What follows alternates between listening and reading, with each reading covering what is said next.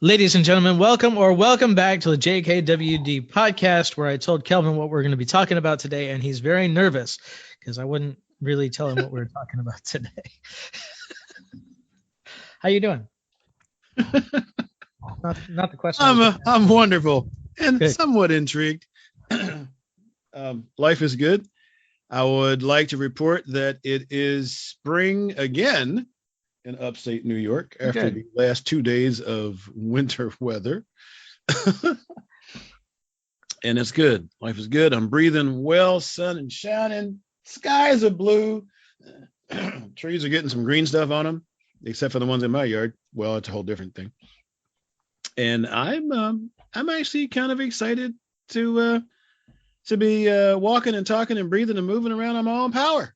Good. And it's always good when the skies are blue and the trees are green and not the other way around. I will admit I haven't experienced that recently. So yeah, I think you're probably right. Right. How about you? I'm doing well. This week seems to have extended itself quite a bit.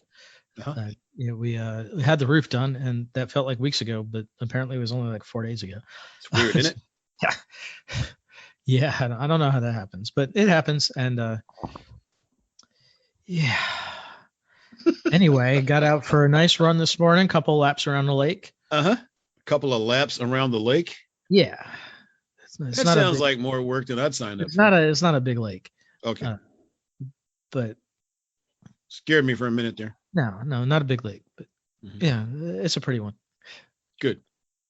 What's your temperature? It was about 50 when I was out there. Yeah, not warm. I was long pants, long sleeves, and a hat. There you go. Yeah, so but it's warming up. It's gonna get back to spring soon, I think. Cool. Well, I'm glad for your weather for you. Thank you very much, and hopefully sometime in the not too terribly distant future, because I would like to get back to traveling and seeing friends and further reached out places and good, yeah. Well, but we have to come to an agreement with the folks who are COVID, our COVID overlords, rulers and stuff, because I guess conditions. So we have both received our second doses, my wife and I, and they're not fully effective until 2 weeks out, but that'll be very soon. And we're hoping to get up your way sometime this year. Cool. Just trying to figure out when, with jobs, and now the baby's old enough that we have to pay for her ticket too. Mm-hmm. Really? Yeah. Is she talking yet? Yeah, she got some words, but that's last time I heard her yapping, she was getting pretty expressive. Yeah, she's still very expressive, but we're working on words. All right, sounds good. We're brought to you today by Vitamin K Daily. Speaking of words, you get words in your inbox Monday through Friday, 5 days a week. How awesome your day is going to be. How awesome you are. From the Prince of Positive himself, Kelvin P. Ringgold. Get yourself 4 weeks free. VitaminKDaily.com. It's 4 weeks free. And after that, just $24.95 a year. If you find out during your trial that it's not for you, you just cancel and you won't get charged 1 red cent. VitaminKDaily.com. Get yourself 4 weeks free. We're going to play the music, and we're going to be back with the conversation.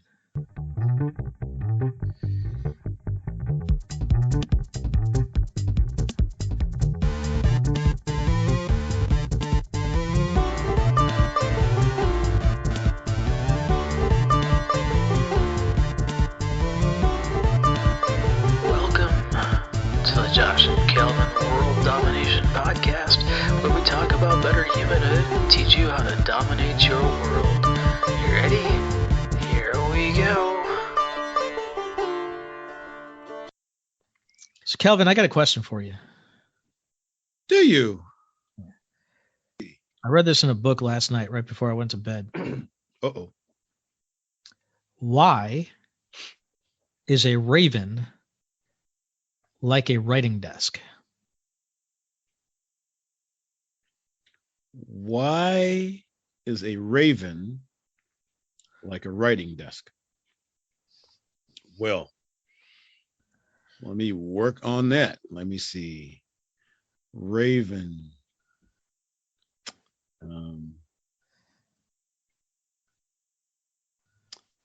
Because you don't see one very often? Or maybe you see one, but I don't have a clucking food to be honest. Well, to be honest, this comes out of Alice in Wonderland and is never answered. I see. When Alice shows up at the tea party, the Mad Hatter looks around. They have their little conversation about time, and then the Mad Hatter says, "Why is a raven like a writing desk?" And then they just go off and talk about other stuff. Okay. But so I was thinking about this. I had my run this morning around a lake, and then I took the dog for a nice long walk. And I was on the walk. I was thinking about this question. And now you weren't smoking and running at the same time. No, I definitely was not. So I'm very caffeinated. I've had a lot of caffeine today, but other than that, no, there's nothing going Got on. Got it. Just checking. Nothing untoward going on up there. Uh-huh. Up there being my brain. Nothing any more untoward than normal. Than usual, yeah. Yeah. Nothing altering going on up there. But I was thinking about this question, and I don't know if this is just the British use of the question why, but if we wanted to, if here in America we wanted to know why if we want to know about a raven and a writing desk, we want to know the similarities. Mm-hmm. We would ask, how are they similar? Mm-hmm. Not why. Okay. Right. So, why is a very different question than how. It is. So a writing desk might be black like a raven, and it might, maybe when a raven's bent over and has its wings. Yeah. Out, maybe it's got a flat top like a writing desk. Those are how, right? Those are ways in which they might be similar. But why are they? Is like, how come? Yeah. So we make an assumption that a raven is like a writing desk. If you're going where I think you're going. Yeah. So then we have to figure out why. In what ways? Yeah. Wow. So let's dream this up. Let's dream this up. Why is a raven like a writing desk? Why is a raven like a writing desk? Well, first of all, do we have to define writing desk? I mean, is this a particular type of writing desk, or we're just going to take the general? Well, I think we can go with general. Lewis Carroll was writing this in like the 1870s. There weren't that many styles of desk, I don't think. So I think Lewis Carroll was writing in the 1870s, so probably not too many variants of writing desks. Probably just a desk. We wouldn't have a different computer desk. There's no computers. So desk here, raven here. Why is the raven pretending to be a writing desk? That's kind of another way to what other ways to put that question? Well, right. I guess another question to ask as we can consider this is this statement commutative? Arithmetic. One thing equals the other. Right. Where addition is commutative. If 3 + 5 is the same as 5 + 3. Right. Is saying why is a raven like a writing desk the same as saying why is a writing desk like a raven? Are those the same thing? Wow. I'm I not think sure. now saying it aloud, I don't think they are the same thing. I think this really is a Raven emulating a writing What? desk versus a writing desk emulating a Raven, which would be very different things. Although that might Perhaps. be easier to answer because I think a Raven can take flight and a writing desk wants to help you let your imagination take flight, and I think it becomes actually an easier To question to do deal that, with, yes. which we shouldn't do because we should challenge ourselves to do the hard thing. So why is a Raven like a writing desk? Wow. Why is a raven like a writing desk? Well, let me see. A raven is, I don't know, are all ravens black? Yeah, All writing desks may have been at the time. I don't know. Um, uh, the majority of Ravens are black to the point they where they might as well all be black. they okay. I have a dumb question. Yeah. Well, it's not maybe not a dumb question. Do ravens actually talk? I mean, I know in the poem they said nevermore, but No, you know, Ravens don't do actually. they No, have voices? Ravens are just like a big crow. Rock, nevermore. Yeah. Oh, I'm sorry, that was a parrot. Never mind, wrong one. Why is a raven like a writing desk? Well, Maybe it just wants to be. it calls you to think. I don't know. Why is Maybe they just want you to. it? I wonder It when did wants to provoke Poe, thought. How's that? Poe would have written the Raven by then, right? I'm gonna have to take your word for it. Um, I think Poe was writing in the 1840s. Yeah, 1845. So and the raven was quoting then. yes, quote the Raven nevermore. Um, So I did read so something when I that was would younger. have been that would have probably been a known quantity to Lewis Carroll, who was a reader. Hmm. Uh, That probably would have been what? known quantity to Lewis Carroll. Uh-huh. Uh, Hmm. So nevermore. so Why? that might not have been a. You're right. That might not have been a random selection of bird. Right. It would have been specifically about the So what are the qualities of a Raven. raven? Ah, maybe because they stay quiet until you query them or something. I don't know. But where does that go? I don't know, now I'm gonna pull up the poem itself because he was in a study, Uh-huh. right? The setting of the Raven is once upon a midnight dreary while I pondered weak and weary over many a quaint and curious volume of forgotten lore. Yes. So he's in his study reading. Mhm. And suddenly there came a tapping. Yeah. By the way, I'm not reading it. I don't understand why I know this stuff. As of someone gently tapping at my chamber door. Oh, maybe because the raven taps on your door and the writing desk taps at your mind, waiting for you to open it or to create something. Well, and the Raven is welcomed reluctantly, right? As I read this, "'Tis some visitor," I muttered, tapping at my chamber door. Only this and nothing more. Mhm. So Okay. Well, sometimes your writing desk is just a visitor in your house and you're not doing anything with it. yeah, as I've evidence. had that. I've We had both have that. that. We both have that problem sometimes. Yeah. Yeah. That's interesting. Why? Oh, but that goes back to why not. I mean, Well, that that's goes how, back to right? That how, goes not back to how, not not why. why. Why is it like because it wants oh wow, like your writing desk, it wants to bring intrigue. Yeah, well, ravens are very mysterious, right? So They are, but they a are. raven can make noise and writing desks often don't.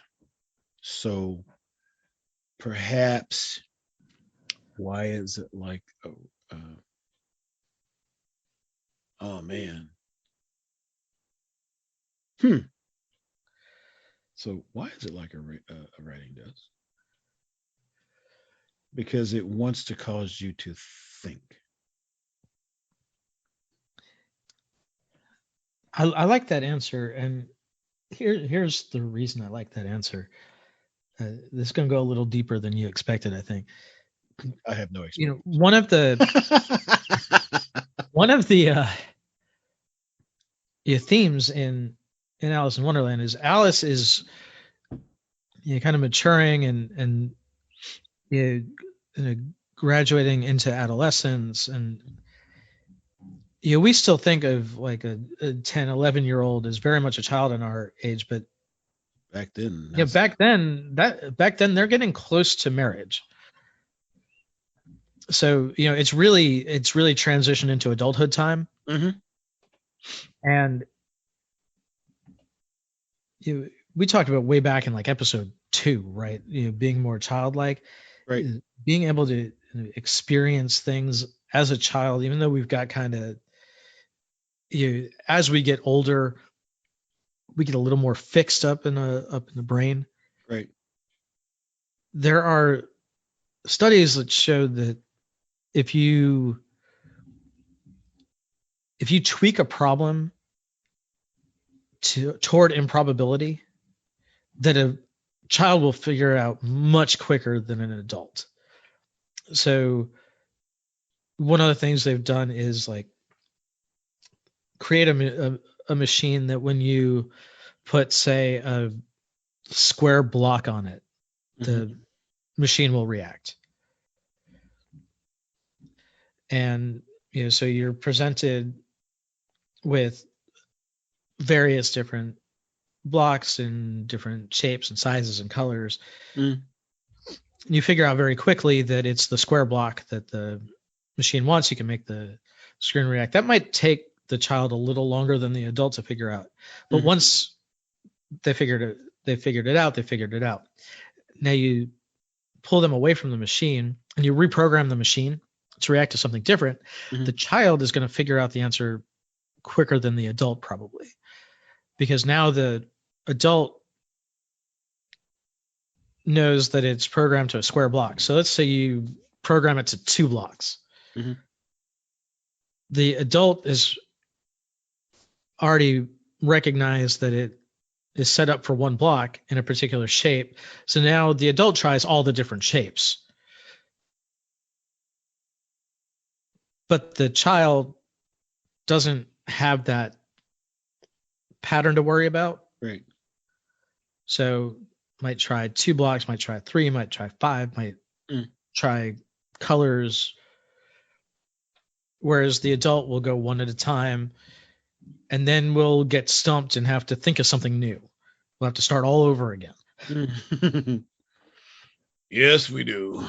Yeah. So that's there is how does that handle that why thing? So how does that handle? Well, I think it's not so much an ability to answer that question, but an ability to ponder that question, or even a desire to ponder that question. Really? Like, why would we sit here and actually try to answer that? Right. The fact that you were willing to play along with me on this means that we think a little differently than a lot of people. You might have asked that question of some random stranger or somebody other than you, and they might have looked at me for a minute and just walked away. But we've had stranger conversations, Mr. Shear. We've had stranger conversations. But now I'm still thinking about it. That's the other thing is we don't just drop it. We don't just drop, well, maybe we don't. But it's like, does there have to be an answer to that question? I mean, there's got to be an answer to that question.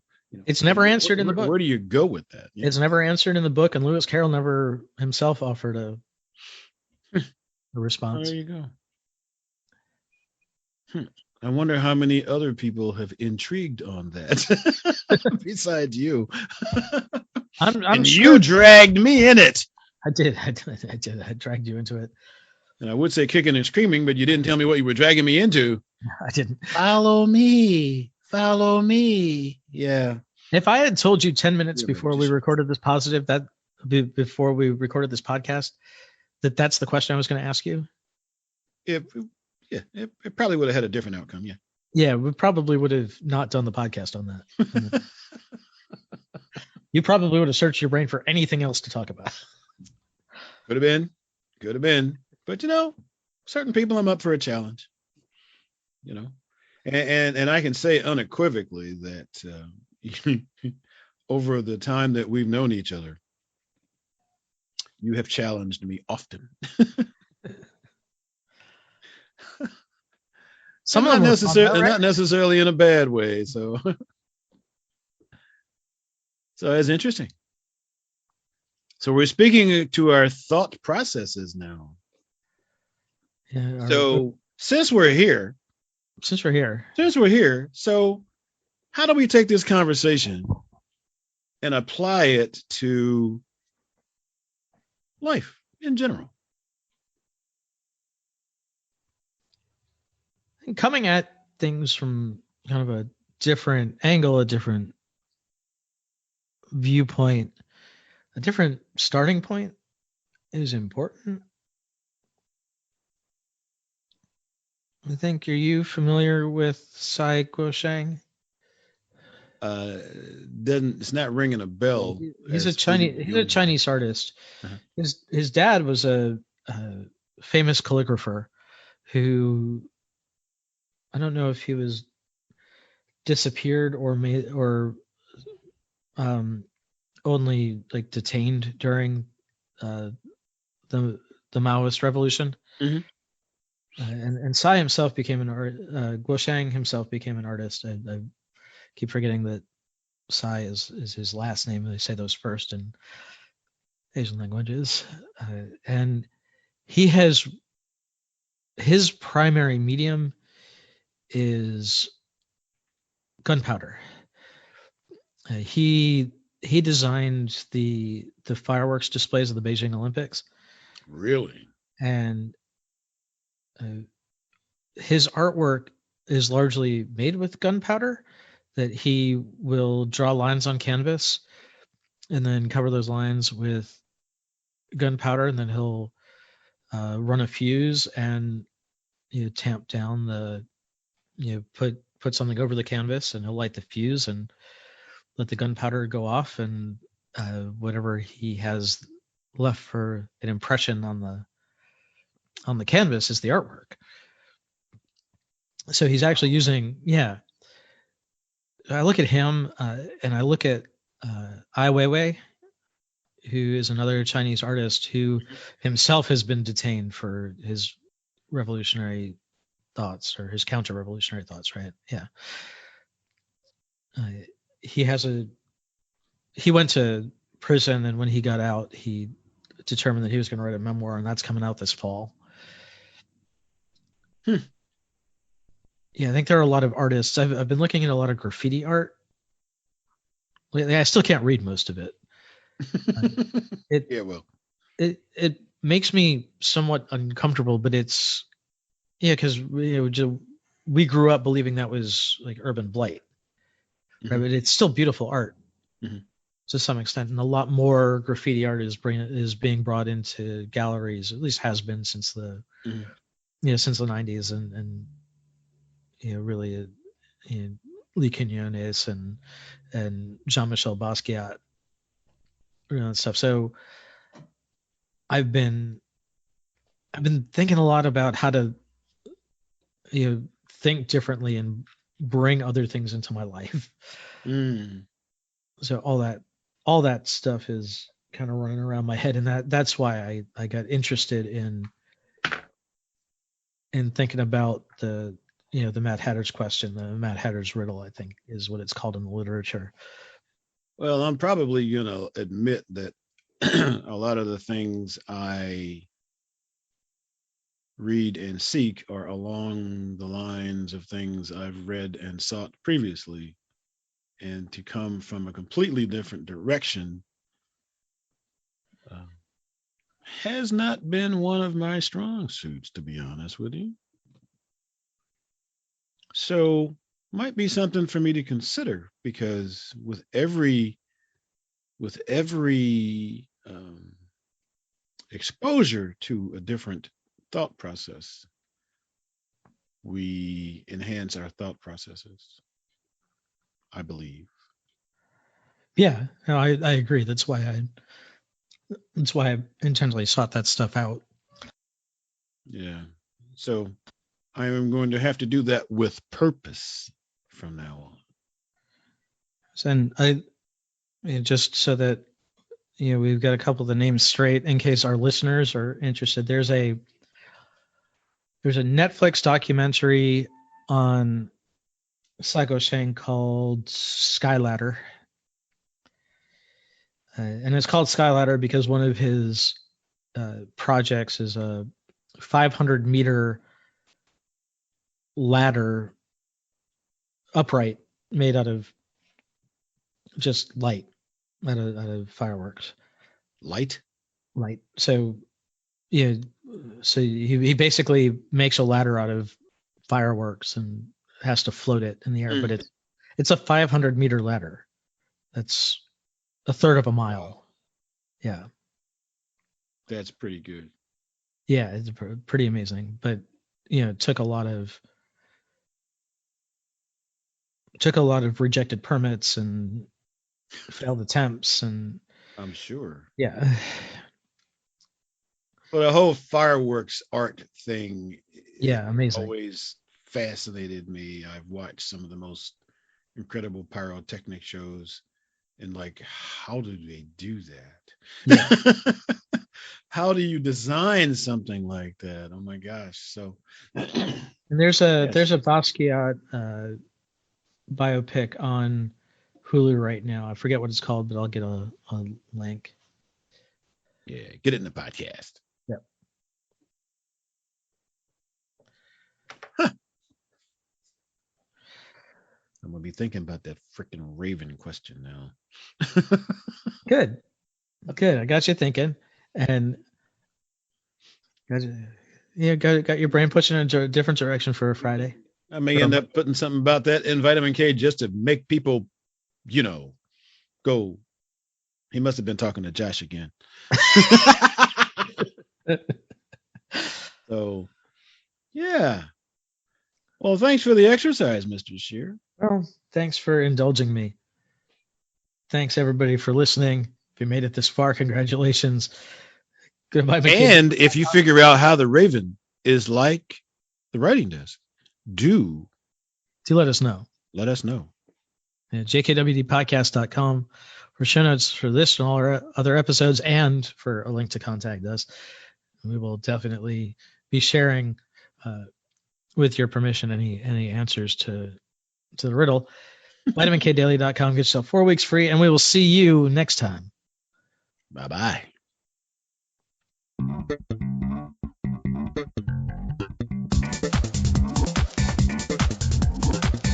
Hey, thanks for listening. Show notes and more at jkwdpodcast.com.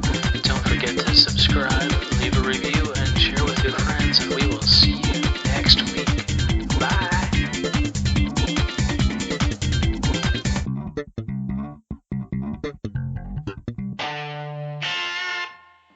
A Better Humanhood production.